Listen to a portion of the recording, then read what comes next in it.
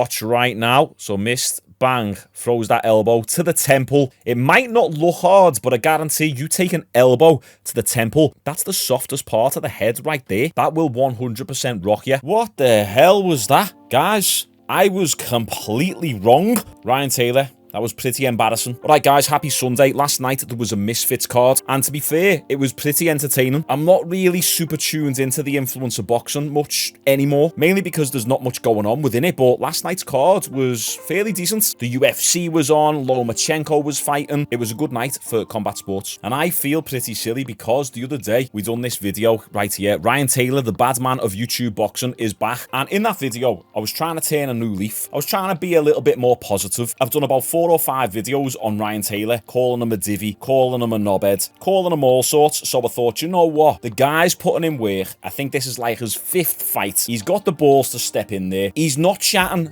as much crap as he used to. He seems like he was coming into this fight against Mist in a little bit more of a humble manner. So I thought, let's get behind him. He's probably going to win this fight. And oh boy, I could not have been further from the truth. This video right here aged like milk. Right, I can't show too much of this fight. DAZN already gave me a copyright strike a while back, so I've just got to use this footage extremely sparingly. But Ryan Taylor, the BMX superstar, if you like, was fighting his former homie, Mist. They actually had real beef between them. Something to do with Mist not letting Ryan Taylor on a song of his. They both make music. Also, if you like underground, hardcore, raw hip-hop, go and check out my music, link in the description. So if you're new to this storyline, I'll give you an extremely brief history. Ryan Taylor is a little bit of a divvy. He's a former BMXer turned badman, roadman, hangs around with the wrong people, headbutted his opponent in his first boxing fight, always starting trouble. He likes to say that he's turned a new leaf now, but then he gets arrested right before he was meant to fight on the last Misfits Prime card with KSI, Tommy Fury, Logan Paul, Dylan Dennis. So he says he's turned a new leaf, but then his actions say otherwise. But I thought, you know what? Ryan Taylor is getting back in there again. He's got some balls, because let's take a look at his record. He lost his first fight against DK Money. That's because he headbutted him. Then he got a draw against Anthony Taylor, and then he lost against Slim, which was actually a pretty good fight, to be fair. And then he lost against Swarms in the first round via a jab knockout, and then last night he lost again. Now, before I show you any highlights of how this fight went down, I chose Ryan Taylor to win this fight. And a few people in the comments of me predictions video the other day said, how did you not know Ryan Taylor was going to lose? You should know that Mist was going to get this. Well, first off, quite a few people picked Ryan Taylor to win this fight, and I'll tell you the logic behind why it was actually a reasonable decision to choose Ryan Taylor to win this fight. First off, Ryan Taylor had the experience of being under the bright lights. He's done 4 full fight camps. He was actually coming into this fight looking in pretty decent shape. You could tell he wasn't fat anymore. He seemed a lot more humble, a lot more focused, and he can certainly take a punch. And then Mist, on the other hand, never had a boxing fight before. Okay, had a few street fights, but that doesn't matter. You can be the best street fighter in the world, but you step in the ring under the boxing rule set and you crap. Street fights don't really tell you much about someone's fighting ability. Think about it this way. Let's say I had 100 street fights, but 90% of those street fights were all me sucker punching someone or bullying someone who's smaller than me. Or you win simply because you've got more people on your side, you outnumber your opponent. But then I go around saying, I've got 100 street fights, I'm a bad man, I'm going to knock out Ryan Taylor. It doesn't mean shit.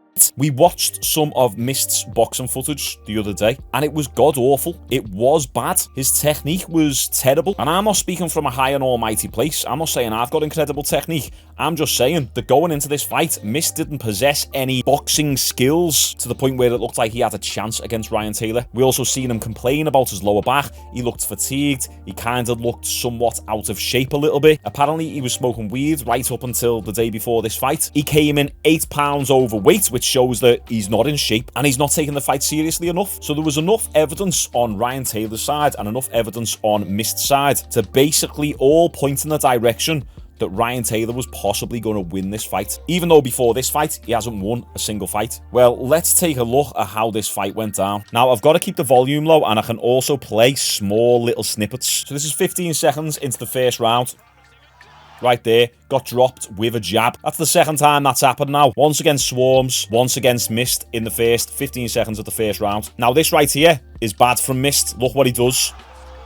He punches the back of Ryan's head whilst Ryan's on the ground. That should be an immediate point reduction right there. Ryan gets up and says, hey, no, it's all good. He says, calm down, I'm sound. Something just doesn't look right about Ryan. He looks like he's on wobbly legs. He looks like there's no foundation. He looks unstable. Just take a look right here. See what I mean?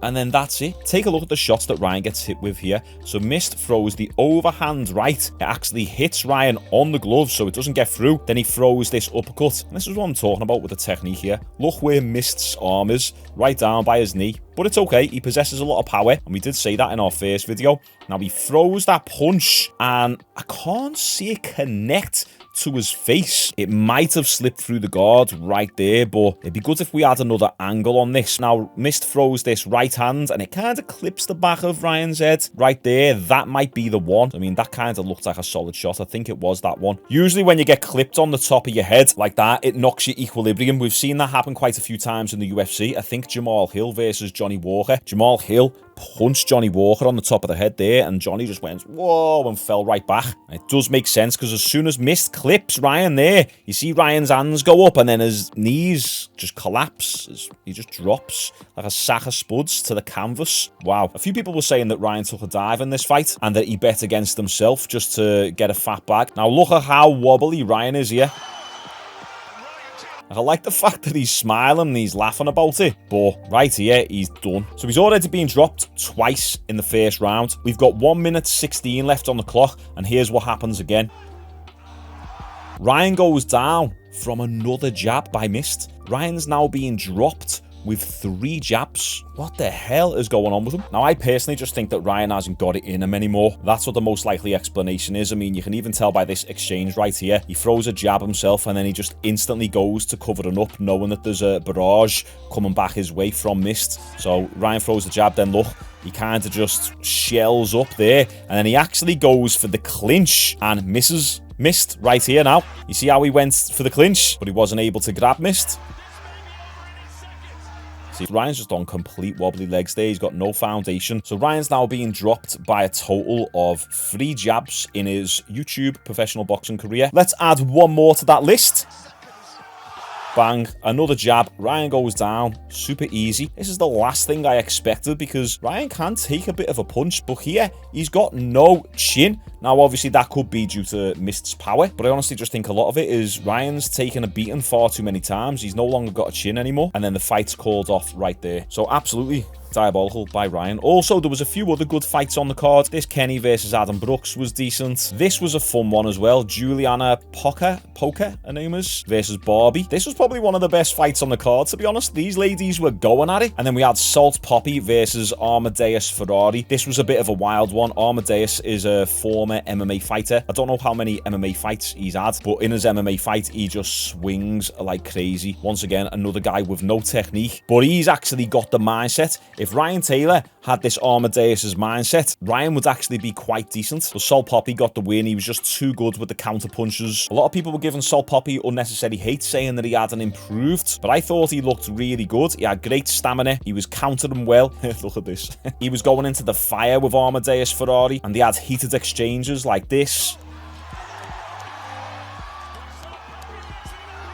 And Salt was actually coming out on the better end of these exchanges. So that was a well-deserved win by Salt Poppy. Now, Ryan done an interview pretty much immediately after the event, and he said that he's completely done with boxing. He's retiring officially. Let's listen to what he said and his post-fight reaction. I let my guys down so bad, bro. I felt good on the pads. Listen, you're listening to this now and you're thinking Ryan's full of shit. Listen, I don't give a fuck what you're saying.